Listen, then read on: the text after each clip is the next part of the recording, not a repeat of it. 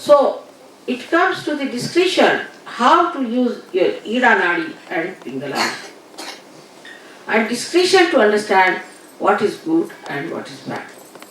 Now let us see the Ida Nadi.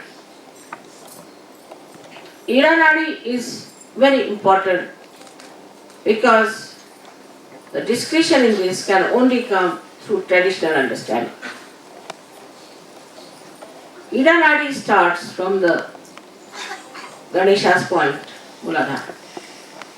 So first we miss the biggest support, the biggest help, the biggest nourishment of holiness and auspiciousness at Muladhara if we have no discretion.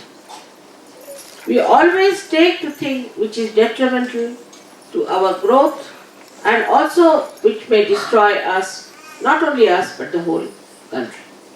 We like people who are destructive when there is no discretion.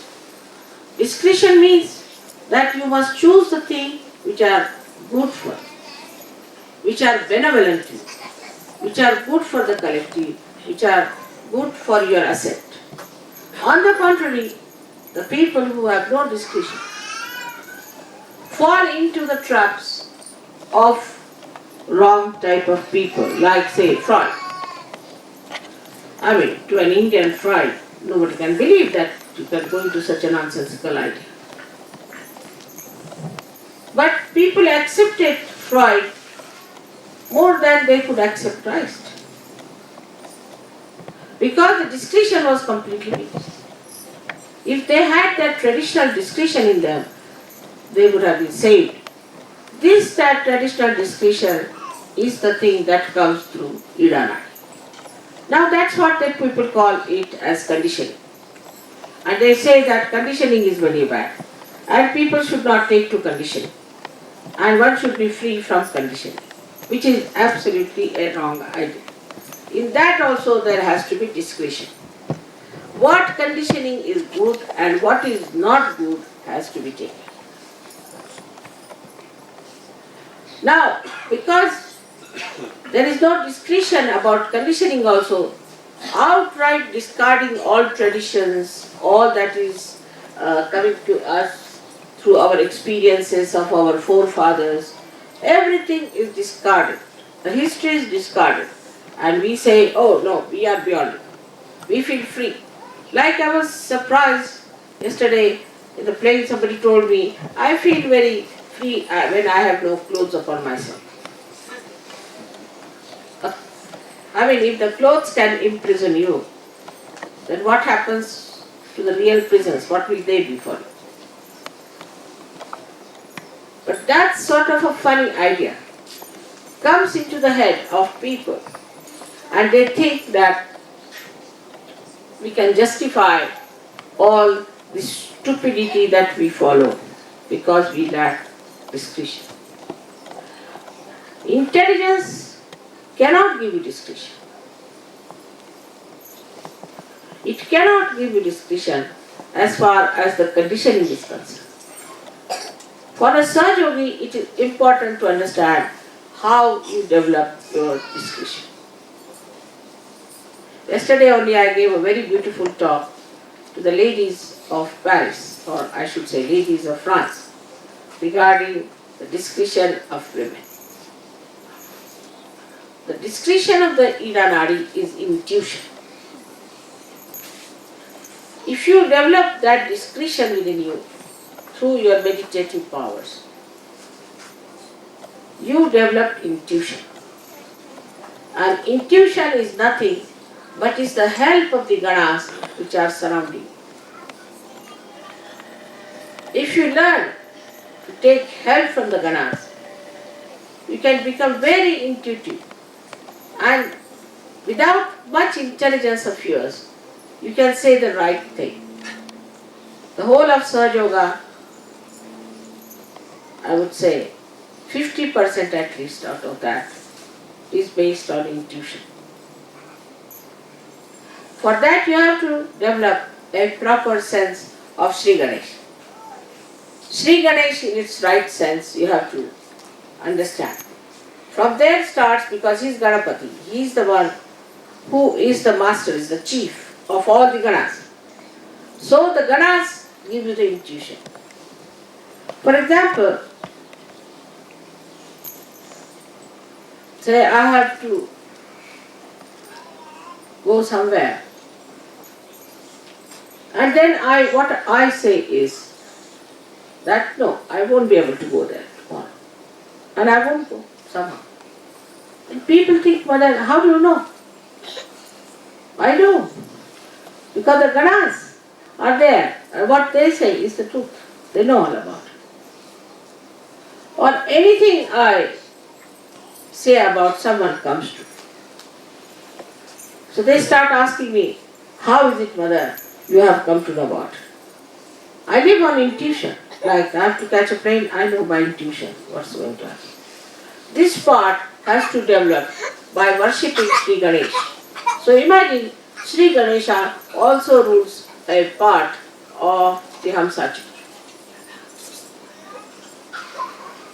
So when we say Ham and Sa, these two are actually the Bija mantras of the Agya. But when the Agya touches the Hamsa, it starts here. That's why at the base, at the root of it is the Hamsa. And here the Hum. Hum means I am. If you are discreet, you will not take to fashions. You will not take to stupid ideas. You have your own personality. You are a Sahaja-yogi. You don't listen to people who are non-Sahaja-yogis. That is the Hum part. I am. Not the ego part. But the Hum to understand that I am a yogi and I know so many things which normally people don't know. And so I have nothing to do with them.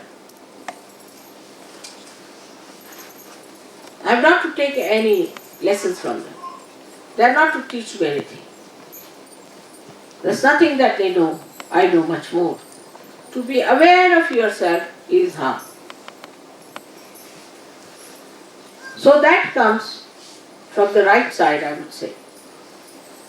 The discretion of right side is Hum.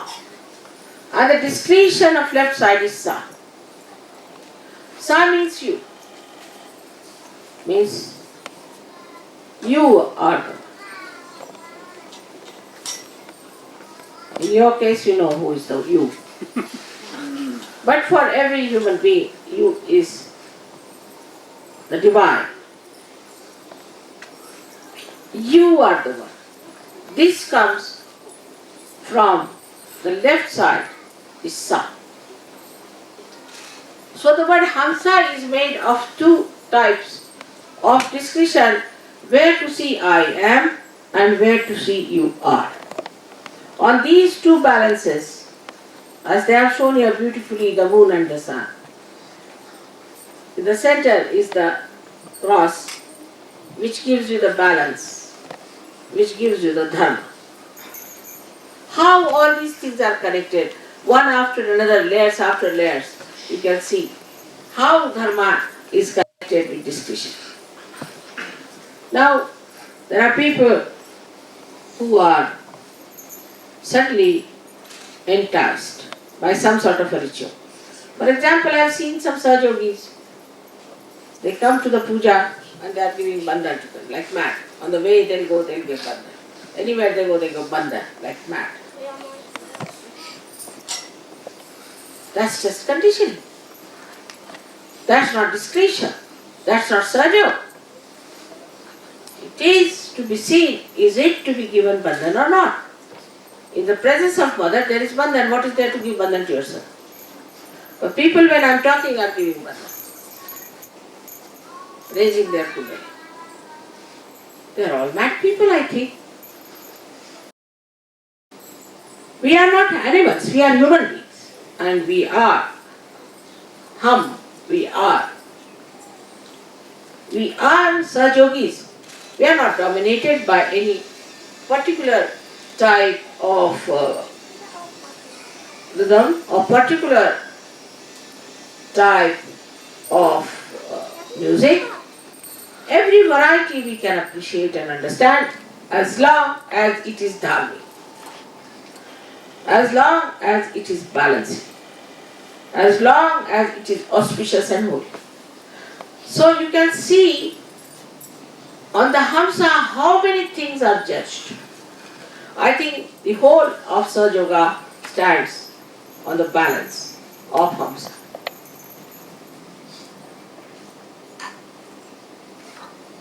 There are people who are very astute, means very honest. But this honesty can go into a ridiculous limit. Or else there are people who are very hardworking. This can also go to the ridiculous limit. So these qualities which are supposed to be good cannot be righteous. The righteousness is discretion.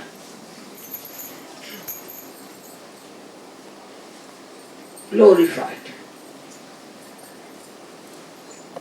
If you have discretion, then you glorify that discretion into righteousness. In everything you will find there are two sides. Which way you move is your discretion.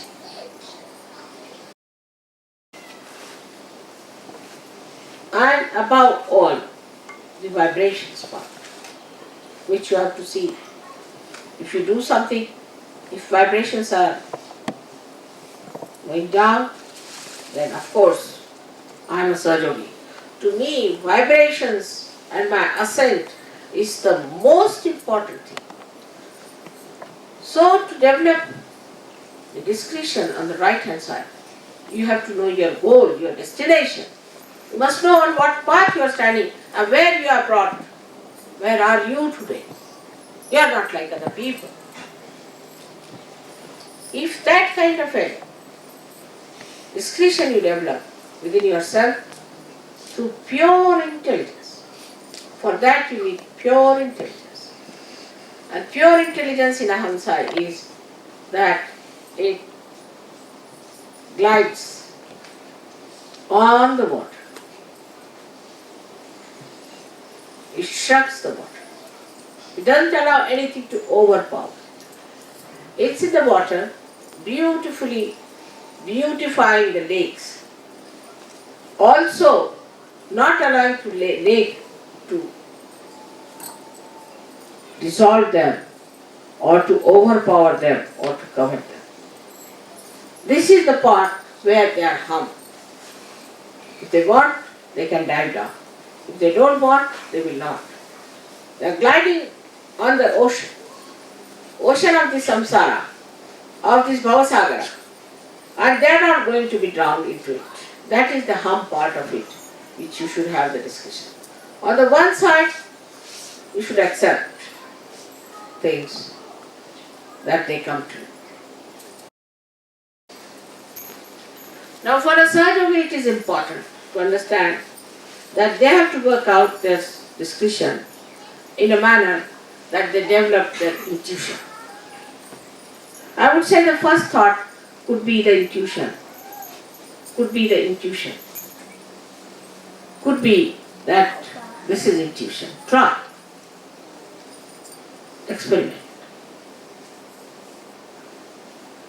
But going to the extremes of everything is wrong in Sahaja Yoga. You have to do everything in moderation.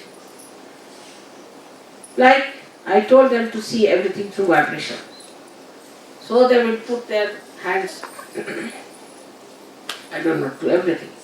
Should I buy this sari or not? Even go beyond that. Should I buy this face powder or not? It's so ridiculous. It's so bad that ultimately you find you have become a booth and you are telling everybody that your vibrations are bad because your vibrations are bad. Your attention is bad. Putting your attention to nonsensical thing makes your vibrations absolutely disappear. So, with discretion, you must have common sense, practical sense.